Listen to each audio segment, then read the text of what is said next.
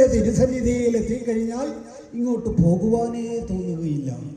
ഏതോ ഒരു അദൃശ്യ ശക്തി, ഒരു ഇരുമ്പ് ദണ്ടിന്റെ മുമ്പിൽ അകപ്പെട്ട കാന്തത്തിന്റെ അവസ്ഥയാണ് നമ്മൾ ഓരോരുത്തർക്കും.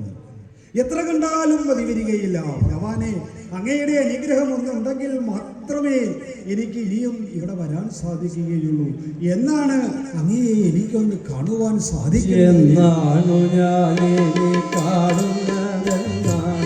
നന്ദകുമാരന്റെ ദിവ്യരൂപം എന്നാണ് എനിക്കതിനുള്ളോരനുഗ്രഹം എന്നാണ് വീടുന്നു തന്നിടുന്നു.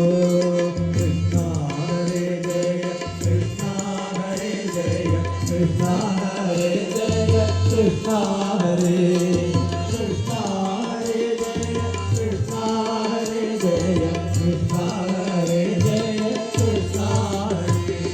സുന്ദരമാമുഖ മന്ദഹാസങ്ങളും ചന്ദ്രപ്രകാശവുമെന്നു കാണും.